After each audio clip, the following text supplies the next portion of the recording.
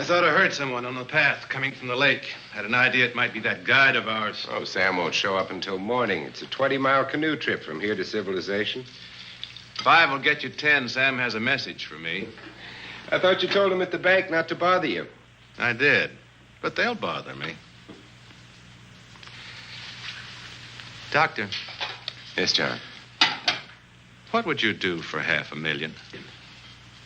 Anything short of murder. Why not murder? Too messy. Too great a risk? For $500,000? Yes. I pinched $1 million from the bank. Well, I'm not kidding. I embezzled it. Not that I think you wouldn't do it if you thought you could get away with it. I got away with it. I'm not talking about currency. I took negotiable securities that could be converted into cash. I have the cash. In 10s, 20s, and 100s. Well, I'm your doctor, not your lawyer. Why tell me this? You'll find out why. Who's going to take the blame for the robbery? Bailey, the cashier. They'll never suspect me. I like Bailey. Well, so do I. I love the guy. I gave him his first chance. He has a lovely little wife. Charming girl. Was the best man. Where's the $1 million? In my family's tomb in Zenith. In the crypt with my father's casket. I don't buy that, John. No? No. You forget that I had you in charge when you were a very sick man. When you raved in delirium. And I heard you talk about a hidden room. Now, where else could you put a hidden room except in that mansion you built? That white elephant you call the Oaks. Look, everyone knows I have a bad heart. Now, who would doubt it if you wired the bank directors that my heart had failed? That I had fallen from a great height here in the woods. And that I was badly smashed up.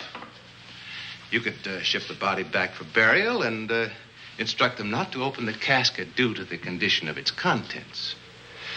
Well, you realize, of course, that we'd have to have a body to put in that casket, which means that we'd have to deal with an undertaker at this end. Of course. Well, where do we get a body? Couldn't we provide one of our own? How about Sam? Sam, our guide? Sam weighs about as much as I do. He's practically a hermit. He wouldn't be missed for a long time. The local undertaker would know him. Not if we made him look as if he'd been in a serious accident. But if Bailey's going to take the blame, why'd he have to do this? A jury might acquit him. In that case, I'd be a logical suspect. I could disappear, of course, but it's safer if they think I'm dead.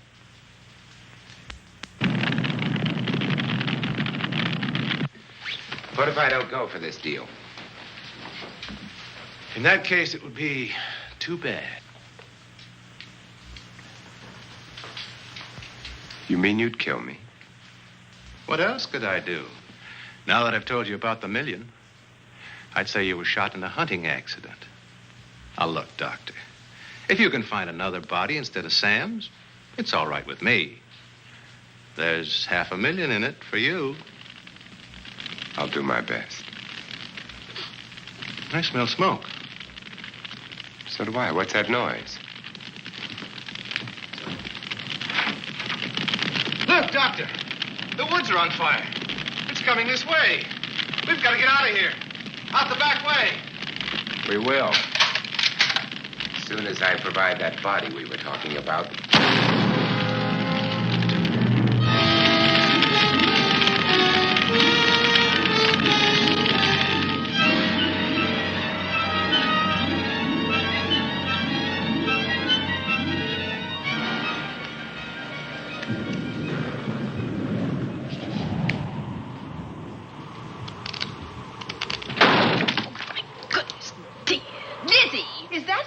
Yes, Miss Cornelia. There's a storm coming up, and it's gonna be a snorter. The wind nearly blew the door off its hinges. Well, that noise blew my game higher than a kite. I think I've lost some of the cars. Oh, I'll get them for you. Oh, I see you found the paper. Drat that paper boy. Scooting by on his bicycle, just chucked it into a clump of bushes and let it go at that. For land sake. Mr. Vic Bailey's been arrested. Oh? I think. Victor Bailey, vice president and cashier of the Zenith Bank, was arraigned before United States Commissioner Alvin Fielding, charged with the embezzlement of over $1 million. I can't believe Vic Bailey had anything to do with that robbery. Oh, well, I see our landlord is home again. Landlord? Mr. Fleming. Dr. Malcolm Wells is back in town with the body of John Fleming, president of the Zenith Bank, who was killed in a forest fire. Mr. Fleming will be laid to rest in his family's tomb on Friday. And I hope he stays there. Well, why shouldn't he? Well, this is his house. And ever since he died, some funny things have happened here. For instance? The housekeeper, the cook, and the butler said that they heard strange noises at night. And the upstairs maid swore that she met a man without a face coming up the back stairs. Oh, so that's why they quit and left me to run this place without a staff. They didn't tell you, Miss Corney, but the truth is they was scared to stay. But you're still here, Lizzie. Haven't you seen anything? No. No, and even if I had, I ain't afraid of ghosts. They're afraid of me. Honest, Miss Corney, a spiritualist told me once that ghosts was allergic to me. But this Bat feller they keep talking about in the paper, I guess he'd be different. No, I don't think you'd have the same effect on him. Oh, dear. What are they trying to do? Drive people away from this part of the country? Why, what does it say about the bats? His specialty seems to be killing women. My goodness, 2 of them in one night. All his victims died the same way, like their throats had been ripped open with steel claws. That's a charming little caper. I'll have to try it sometime. In a book.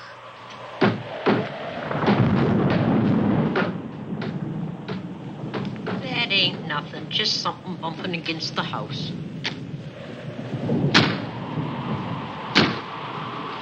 That's just the wind banging a door. Pay no attention to it.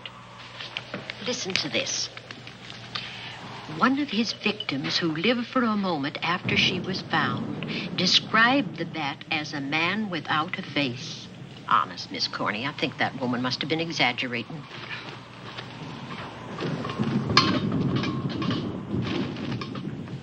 That's just that heavy tapestry at the top of the stairs. I know. I've heard it before on a windy night.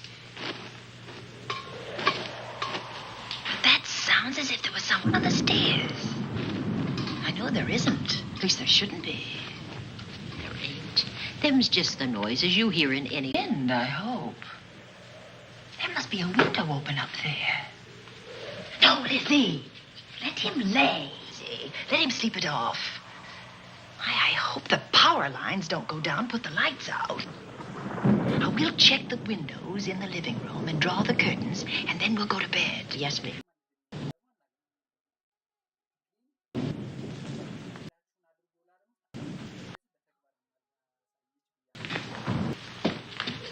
I won't be a minute.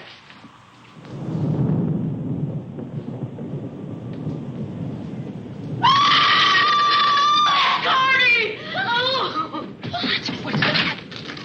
Oh, when I went to get the tape, I turned the latch off. I forgot to turn it on again. He's out there. He was coming in. He might have got you. Oh, but he didn't, and he's still out there, thanks to you. Now, you hurry now, and we'll call the police. No, I won't leave you, Miss Corney.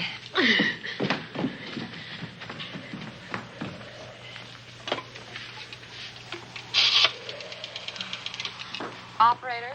Give me the police department, please. Zenith Police Department. This is Cornelia Van Gorder. I'm living at the Oaks. We know about that, Miss Van Gorder. Just a moment ago, a man tried to force his way into this house. You're not alone there, are you?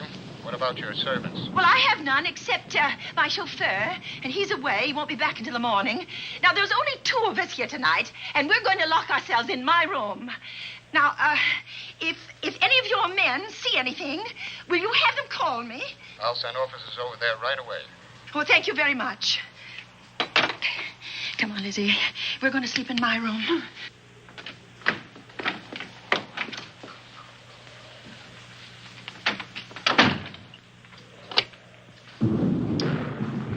Well, nothing can get at us in this room now. I think this door seems good and solid. Like the door to a tomb.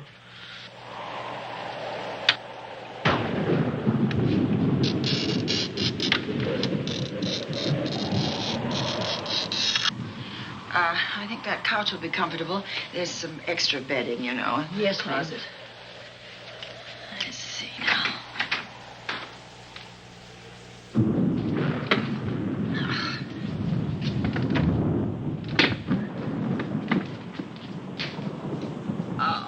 Huh? No bolt. Well, that's not...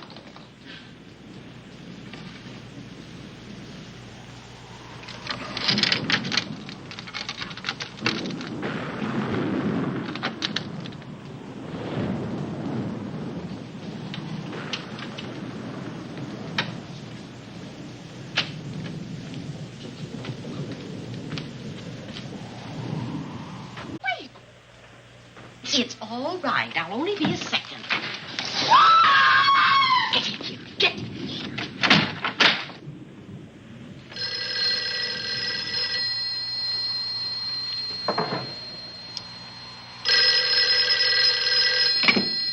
Yes? Miss Van Gorder?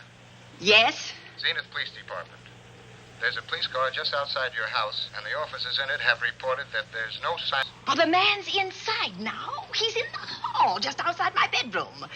Have your men break through the kitchen door and search this place from top to bottom. Okay, Miss Van Gorder. Sit tight. I will. I have a gun, and I know how to use it.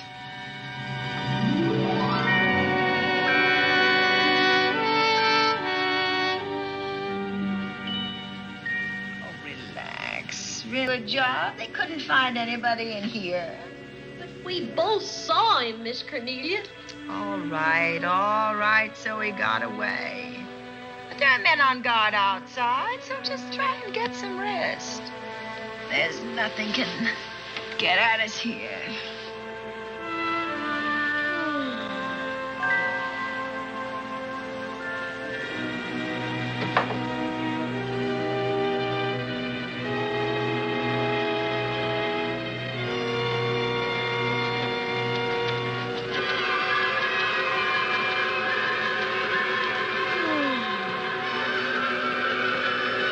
Oh, Miss Cornelia!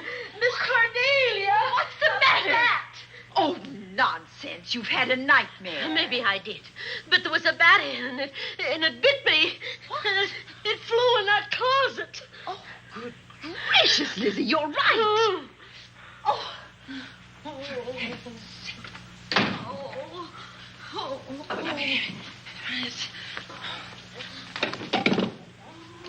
Get me Dr. Malcolm Wells' office, please. No, I don't know his number, and I have no phone book up here, but this is an emergency. Will you connect me with his office, please? Oh, dear, I'm going to get the rabies. Hello? Hello? Dr. Wells' office? This is a call service. Dr. Wells is out at the moment, but if you'll give me your name and number, I'll try to locate him. Well, this is Miss Van Gorder of the Oaks. My maid has just been bitten by a bat that may be rabid, and she must have treatment as soon as possible. And I was told that Dr. Wells was the nearest physician. I'll try to find him for you, and if I can't, I'll send you another doctor. Oh, well, thank you very much. Oh, he's out on a case. Oh. Oh, I hope it's not a delivery. A baby, I mean. They can be terribly complicated. It never bothered me none. Oh, Lizzie, you never had a baby. Of course I didn't. That's why they never bothered me. Oh, does it hurt, huh? Little.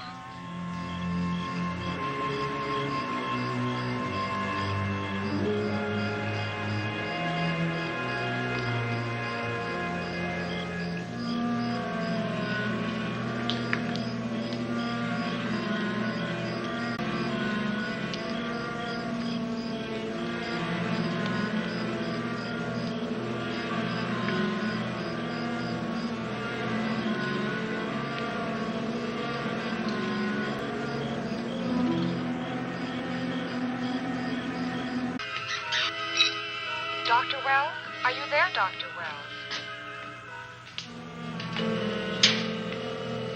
Are you there, Dr. Wells? This is the operator. Your call service is on the wire. It's an emergency. This is Dr. Wells.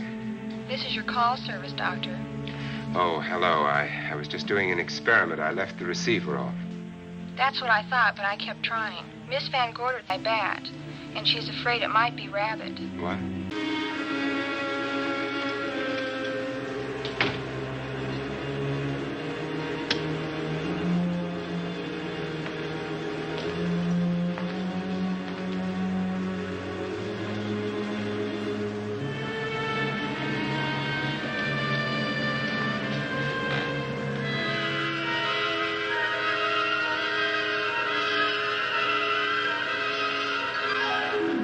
No, she doesn't seem to be. Did the bat get away? No, I believe it's still in my bedroom. Oh, good. I'll want to examine it. There you go, Miss Allen. Now you'll feel better? Doctor, have I got the rabies? Well, I can tell you better after I've examined the bat's brain under a microscope. That thing's got a brain? Oh, you'd be surprised. Well, where is it? I think the little darling is in that closet. Oh. You know, it's a pity you leased this house, Miss Van Gorder. Why a pity? Well, my dear lady, I don't want to alarm you, but... Oh, well, after tonight, nothing can alarm me. Yes, I understand. It must have been terrifying. So many unexplainable things have happened here. There's something about the place. Your servants must have sensed it when they walked out on you. An apprehension of disaster. Well, let's see. Aha! Yes. There he is. All right, now. Take it easy. Nobody's going to hurt you. Quiet now. Quiet.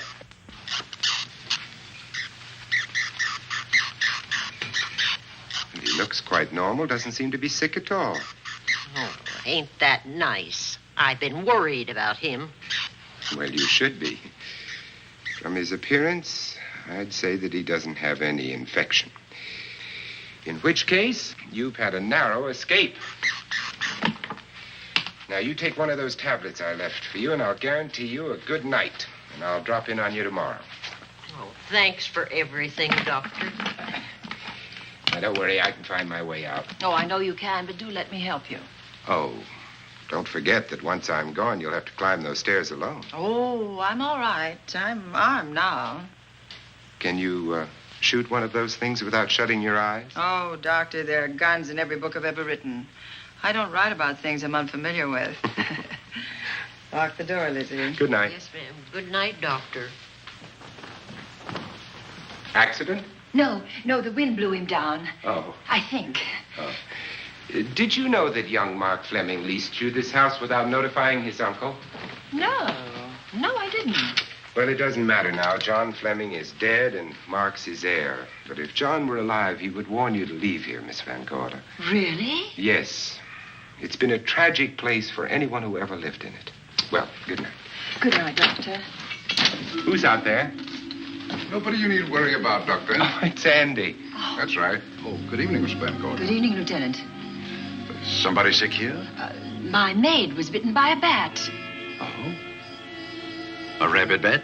Well, I'll know for sure when I get to my lab. I caught the bat. It happened indoors? In my bedroom, yes. How'd it get in? Well, there are many ways a bat could get in a house. You ought to know. I spotted this hole in the window the minute I got here. Why? That's where the two-legged bat got your door open. Miss Van Gorder told me that she phoned headquarters at Zenith. Yes, I phoned twice. The second time was after the prowler got in the house. Weren't you at headquarters, Andy? No, but they contacted me. An officer came and searched the house from top to bottom, but they couldn't find the bat. You better have this window fixed tomorrow. Oh, yes, I certainly shall. Yes, and I'd better be going. I'm due in surgery at 8 o'clock in the morning. Good night. Good night, Doctor. There'll be a man patrolling the grounds all night, Miss Van Oh, Gorder. thank you. And nobody inside, Andy? Why should there be? Well, how do you know but what the bat is hiding somewhere in the house? I'm quite sure he isn't in the house, Doctor. Not now. Good night. Good night.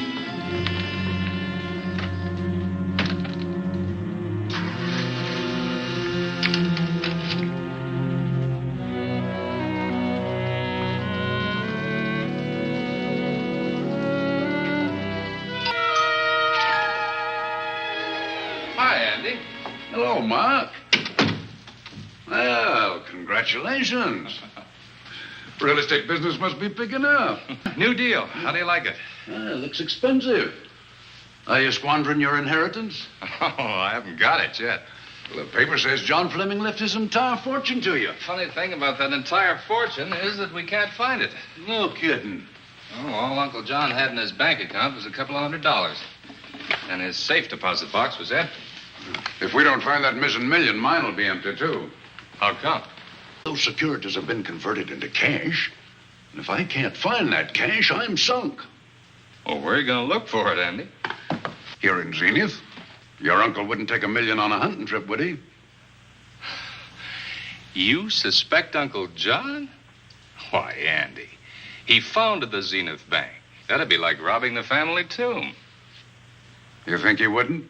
Well, they're all over the vault. Now, they didn't find any of Uncle John's fingerprints. Because he wiped them off.